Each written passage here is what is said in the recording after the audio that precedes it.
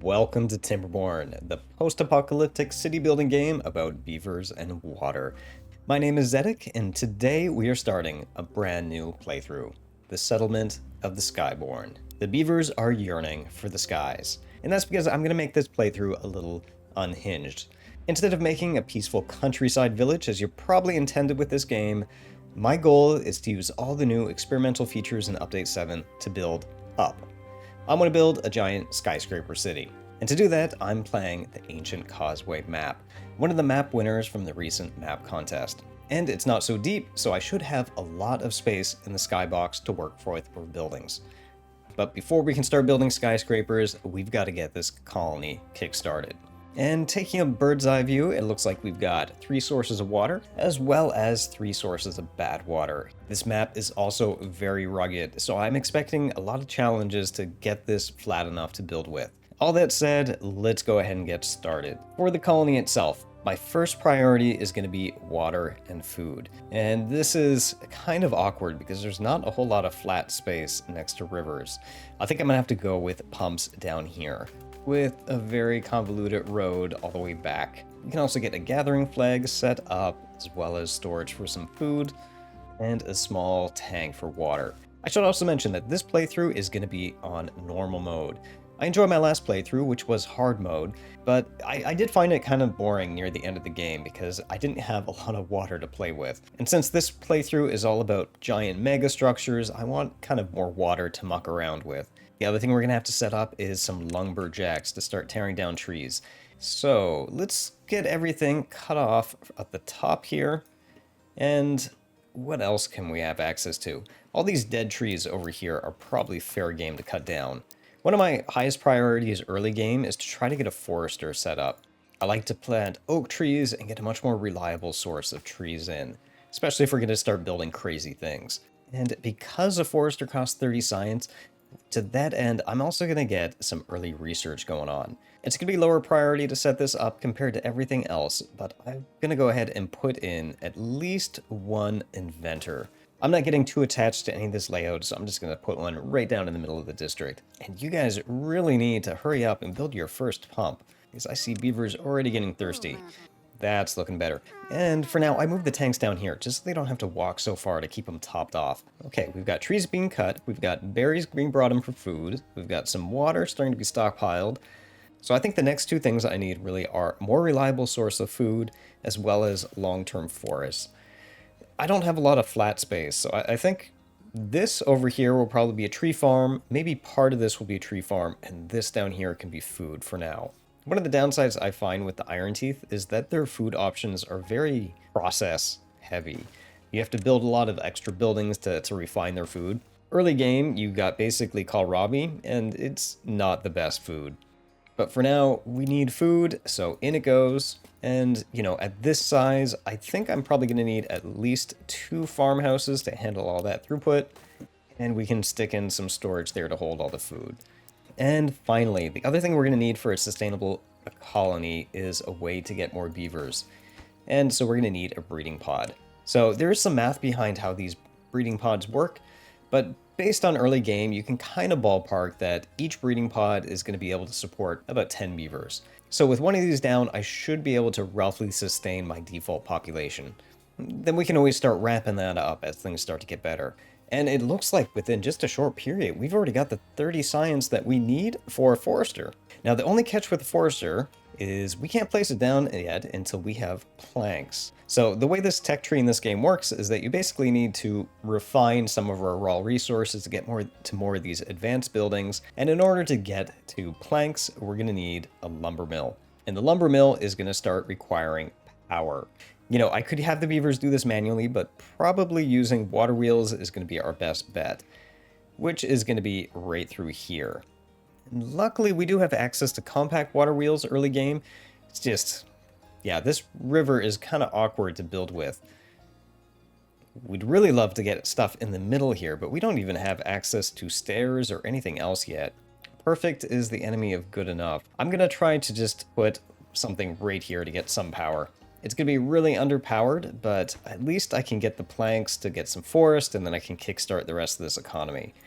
Then early on, we should be able to tear out the stuff here and then probably put a lumber mill just kind of nestled right in there. But 70 horsepower, is that good enough? Actually, that is just fine. Industrial lumber mill takes 75 horsepower. That's enough to kickstart this.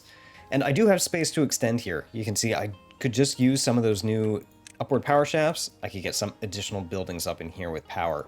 So we do have kind of a quasi way to expand it. So planks should start going in pretty soon. Let's put in some additional storage to get those collected. And as soon as those planks start coming in, then it's time to get our foresters kickstarted. And wow, within just a day, we've already got enough. I think they've definitely rebalanced these numbers. I don't remember stuff being this cheap before. So let's go ahead and put our first forester in. I'm going to have them target all of this stuff in here. And long-term investment, it's all going to be oak trees. And I think that forester could probably even reach up to some of these areas up here. So I will make use of every little space I can. And I think things are going along nicely now. We've got food coming into our farms. We've got our forest coming in. I think we're ready to increase our max population a little bit.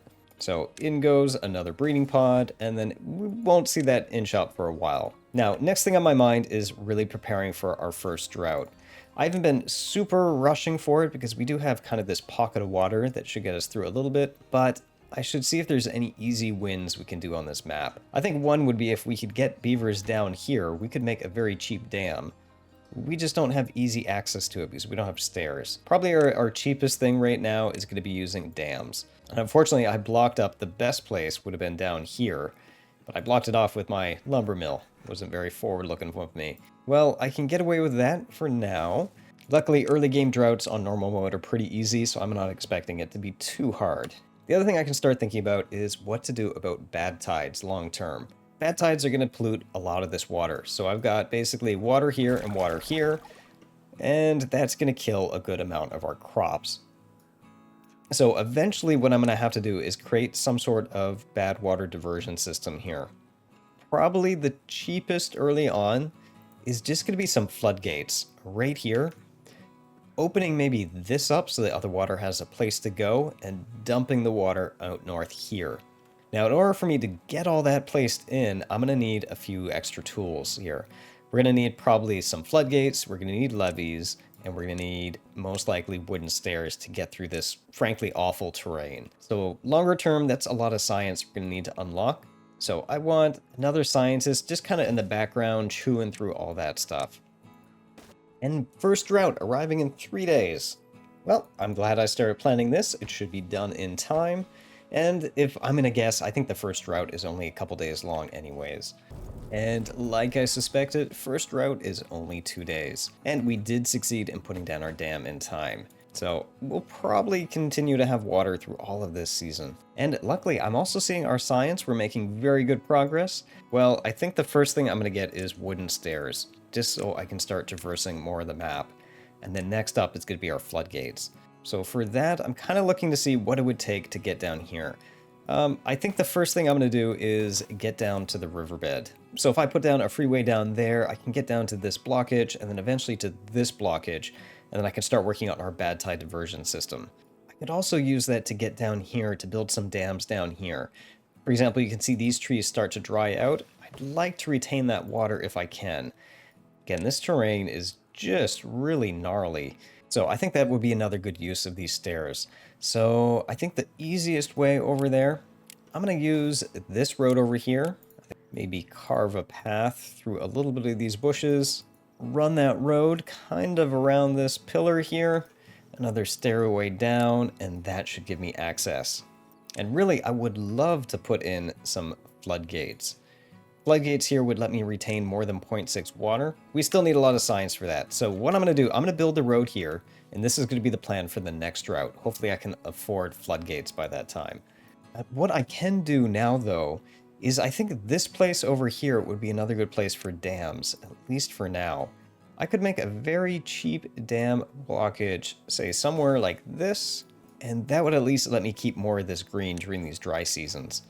Longer term, I would like to do something about this being bad water, because this would be another nice area to get access to. You know, I could move eventually my food out of here, move this all to be wet again. I think I would just need, during a dry season, to set up a dam or floodgates over here. I could force all the bad water in this direction. That's going to be another medium-term play. And the drought is over. Fairly easy for the first drought. You can see it didn't really affect us that much at all. It would have been a lot worse if I didn't get those dams in on time. Overall, I think things are looking pretty good in the colony at this point. My top priority really is getting science to unlock levees and floodgates. As soon as I do that, I can get floodgates down here to retain more water. I can get levees in here to block this off from bad water, so we'll get all of this kind of space back. And then also we can start working on the bad water diversion system up here. And all of that is going to take science. Looks like we're going to need roughly, 300 science, more or less, before we can get into the next kind of stage. And that's just going to take a little bit of time and probably some more beavers to run more of our industry. So we're just slowly but steadily kind of building out this colony. The plan is still to reach for the sky, but we got to do the baby steps to get there. While we're waiting for that science to catch up, there is something really quick I can do over in this corner here. I would like to start expanding our tree production. I'm going to assume that eventually this is going to be safe to plant on, so this would be a good place for a forester, and I think this could be just made to be dense in berries. So, a couple things. One, I'm going to build a way to get over to these trees over here. And two, I'm going to go ahead and put down an additional forester over on this side that has pretty much coverage, I think, for everything here. Since I'm planting oak trees, you can see there's a lot of dead time for some of these. For example, this forester here. So I figured this is going to be his second job in the beginning until I get a bigger population. I can just toggle which one is paused. And as soon as we get that science, then I can start putting levees down here, and that should unlock planting for here. And then we can probably clean up some of these berries and just kind of... I'm planning on making the berries kind of condensed just in one corner here. I don't like all this dead space. And before you know it, we've got our science good to go, and just in time for a drought in 3 days. So, first priority, I think. Let's go ahead and unlock the regular floodgates at 150. I think the first thing I'm going to do is target building 2 of them right here to retain more water during this drought. So that will be a high priority. Second highest priority is going to be starting to work on our bad tide diversion system. I think we've got a few, cycles before it happens, but I want to be prepared. So that is going to probably look like floodgates spanning right around here, I think. And then we need to get stairways up to here to destroy those, and up to here to put a second set of floodgates in. So to handle that, we're just going to need to probably start clearing a path. Won't be done in time for this drought, but maybe next time. And you can see I'm doing a little bit of manual work, adjusting priorities of things here. With such a small population, you kind of have to balance it back and forth. For example, you see I've got the berries kind of decommissioned, and I'm turning on our builders on and off when I need them. So I really want to get this done in time for the dry season, so we'll temporarily put more people there. And pause one of our pumps for now. Yeah, there they go. Get that done in time for this dry season. Perfect. Even almost 2 days to spare. So I'll set that height up to, say, 0.85. That should let us retain a bit more water, but at the risk of some flooding that you can see here. And we won't need these dams anymore in the middle. Now, I also have to say, long-term, I'm going to come up with a better bad water diversion system than this. This is just something quick and easy that I can get in the first few cycles, but long-term, we're going to come up with something more sophisticated. Even something like coming up closer to the source and dumping it off of here, as well as something here. We could use, sluice gates or something to redirect it. Just early on, we don't have much resources to play with, so I'm being a little bit conservative. Another thing that I can very quickly do is start expanding some of our storage now. Longer term, we are going to need a lot of logs, so I hate having downtime where they're not being used. And back into the drought with a 4-day one, which I have a feeling we should be able to get through that no problem, especially with a little bit more water retained this time. But since we've got this dry season, let's go ahead and tackle getting the rest of this diversion system going. So very messy, but let's get this road going over to the other side here. At the end, we're just going to place a couple levees and some floodgates. And then we'll need some beavers to start tearing out some of this blockage here, as well as some down here to tear out this blockage here. And drought is over, and we're almost done. It is very far away from our settlement, so that's what's slowing us down the most here. If I was really serious about this, if this was like a mega construction, I would be moving in storage over here locally just to speed it up. It's a really quick thing, so I'm not really worried about it. Now, with those blockages being cleared, we are getting this green down here, but I'm not going to get too attached to it, especially because these beavers have to get out of here pretty soon before they get into bad water. We can unpause that, quickly seal this. So, as I was saying, this is all green now, and this is good water, but I'm not going to get attached to it, because this is going to be potentially bad water diversion. So, at any point, this is going to die sometime in the future. And for now, I'm going to seal a lot of this off. Like, you can see a nice benefit of water flowing through here is it actually counteracts this bad water from flowing down. I don't want to do that, though, because that's going to starve water flow down here, where I have our pump. So I really want these just sealed off. And look at all that flooding as the water redirects and figures out where to go now. You know, with that taken care of, I'm ready to move over to our next step, which was to start sealing this off. I don't want this bad water here, and because of that construction, we now have access to levees. So sealing it off right there should give us some space back. Just like that. Well, we have the space back, we don't actually have any water in here. And that's going to be a little bit trickier.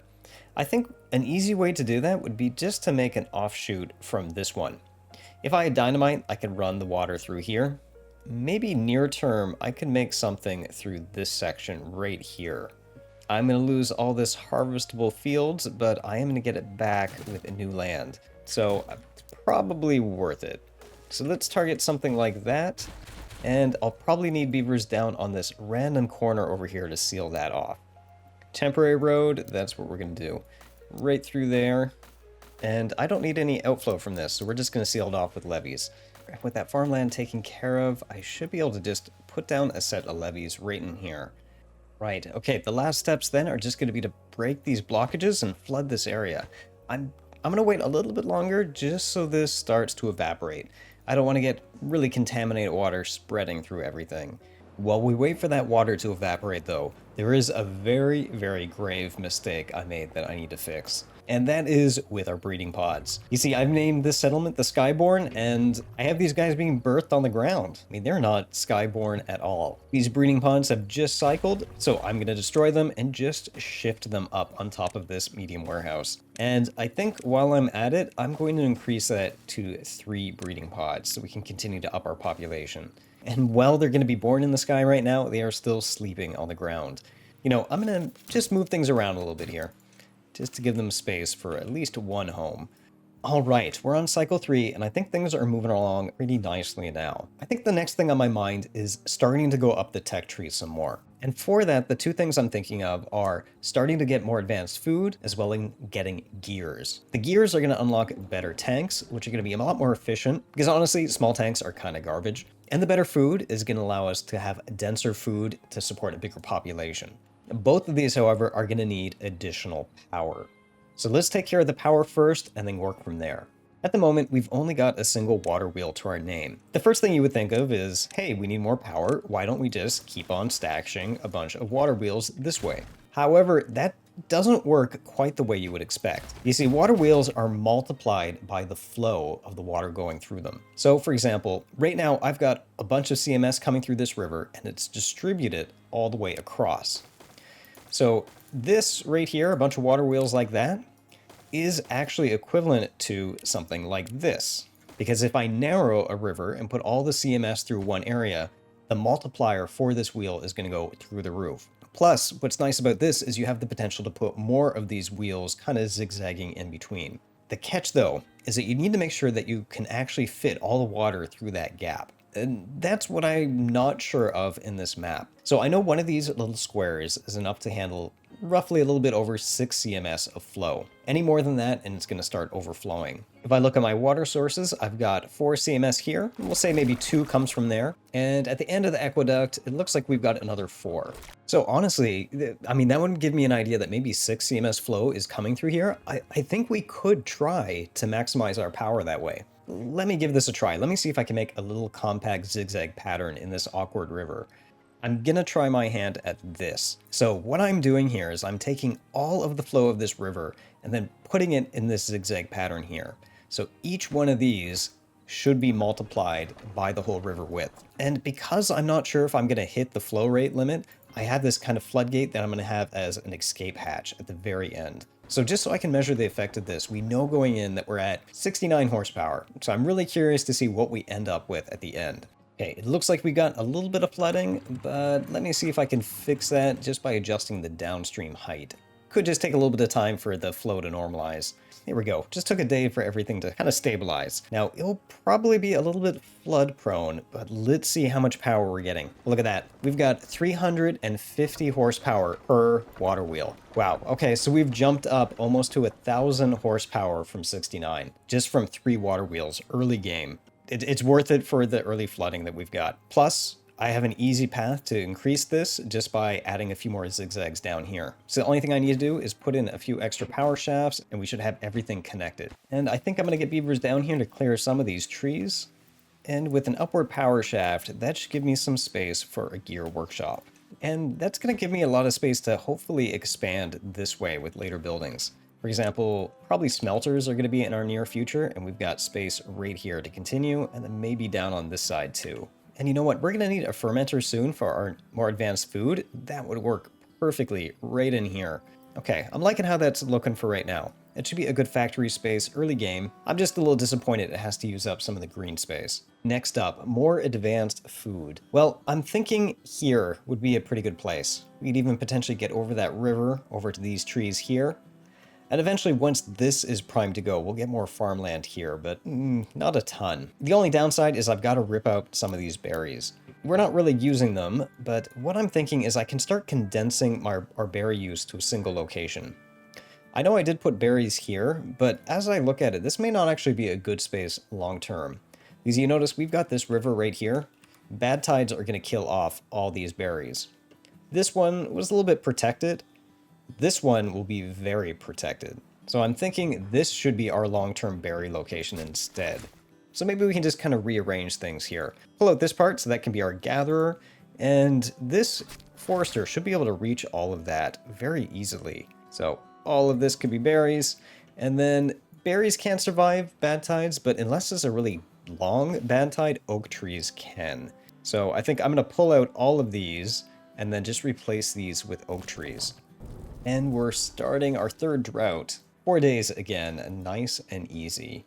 Oh, and what do we have here? We got somebody with a broken tooth. Well, I haven't really been paying too much attention to the health of the beavers so far, but I think we can afford a tooth grindstone. We can wedge one down in this kind of dead space right downtown. Berries are out and we're ready to replace everything.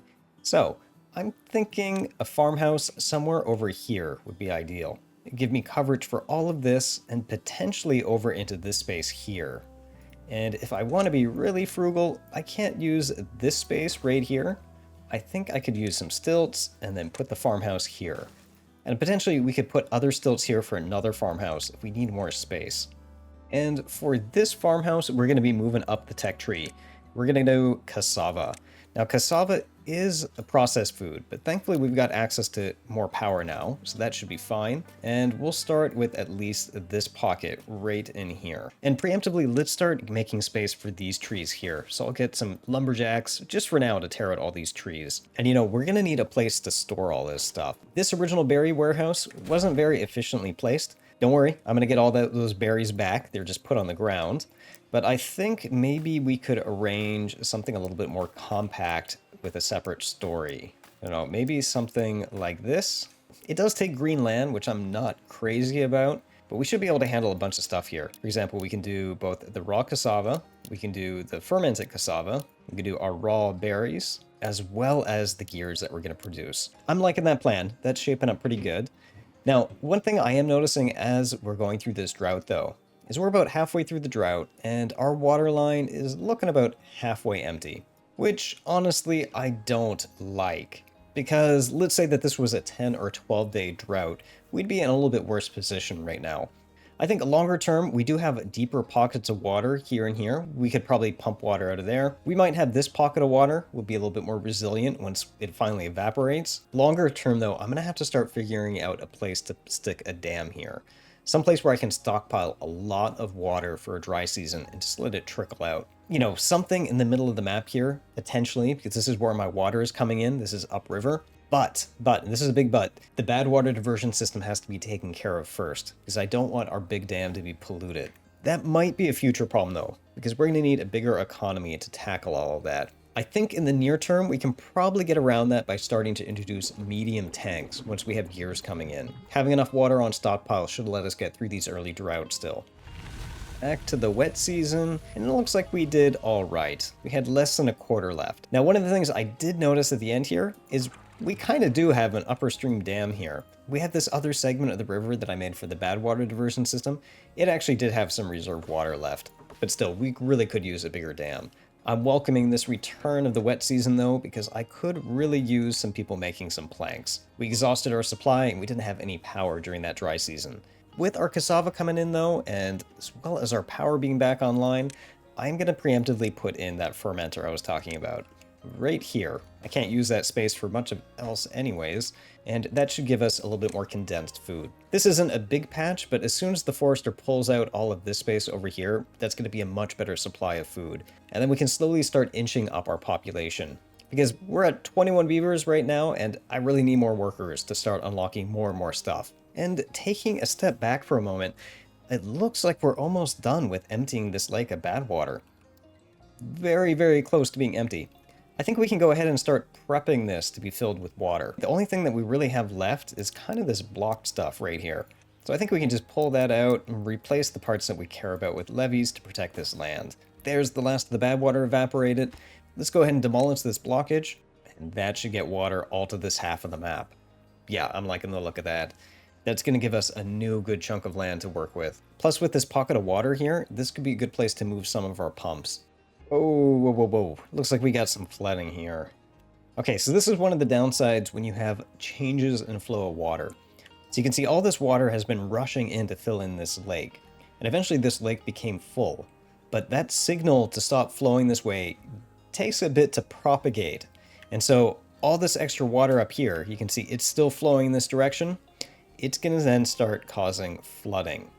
Now this is temporary. Eventually it will stop. But in the meantime, that flood's going to come down here and pollute and kill my food. You know, one of the things I can do to kind of prevent this from happening in the future is I can make an overflow valve up here, say with a floodgate. This is going to drain a bunch of water right now, but we're in the good season. But what I can do is just kind of set this to something high, say like 0.9, and that's going to be just kind of an emergency escape hatch if the water ever gets that high. In a normal flow, it shouldn't, because water should be escaping through here, which is at 0.7. We'll just rush build that so we don't lose all that water for now. Overall, things are looking pretty good for Cycle 4. Really, our limiting factor right now is population, which is still inching up to 30. I think the next thing I want to do is start getting into metal. Because I feel a lot of the really interesting stuff in this game is locked behind metal. Because you're going to get all the platforms, you're going to get tubeways, you're going to get the fast transport system. Metal is going to allow you to start pumping bad water, and then bad water is going to let you start doing dynamite. So really, that's going to be my next thing. We should start at least collecting some of the scrap. That will also free up some of this space. So let's start with down here. We should hopefully have enough science. Yes, we do. To put in, to unlock a scavenger flag. Unfortunately, there's not a lot of space for storage to put all this stuff in. We can probably use a very small industrial pile here, and then I can put a more serious pile way back all the way in our downtown district, which unfortunately is going to require me to move my grindstone. I was pretty sure that I could put those under things. That's disappointing. I'll just shift that grindstone down there instead. And there we go. We've got a beaver out here already starting to take this stuff down. Long term, once all this is gone, we can probably make space for more storage, and I am eyeing that underground ruins. That is nice and close to our downtown district. Once we get that scrap, we're going to need to smelt it before we can use it for anything. We've got enough power for a smelter, no problem there, but it needs gears and more scrap than we've got. I think kind of higher priority for the limited gears that we've got is going to go to a medium tank. This is going to require 20 gears, which we've got. I think this is going to be the better play short term, just because I noticed we were getting close to that limit with the earlier drought. I'm going to stick something down here. I think that should be fine, very close to the pumps. And then now that we have platforms, I can start stacking more pumps here too. And then once this is done, we're going to start saving up for that smelter. In the meantime, we can also probably start splurging on a few amenities for the beavers. The nice thing about doing that is as this happiness grows, it's going to basically prolong their lives. So a couple of things that we can probably start fitting in here and there. I can't use this for much, so that could probably be good space for a campfire. Showers are also another good thing for the wet fur bonus. So let's maybe get a double shower. And look at this, we can just fit one right there. I think one should be good enough for now for this population size. And we still have a lot of homeless beavers, so I'm gonna splurge on one more house. We're kind of short on space, so I'm gonna be a little strange. I'm gonna put something above the water here. I think we can fit 2 buildings side by side down here. And I'm kind of poor right now, but later on we can afford rooftops and decorate them up for the aesthetic bonus. And excellent, we've got our happiness inching up to 5. That's still going to increase even more once we get that shelter in place. But I think it's mainly from our fermented cassava finally coming in, as well as the wet fur bonus. And as I'm saving up for buy that smelter, I'm noticing that gears is really our bottleneck right now. Now this space is a little awkward, but I think I can make use of it.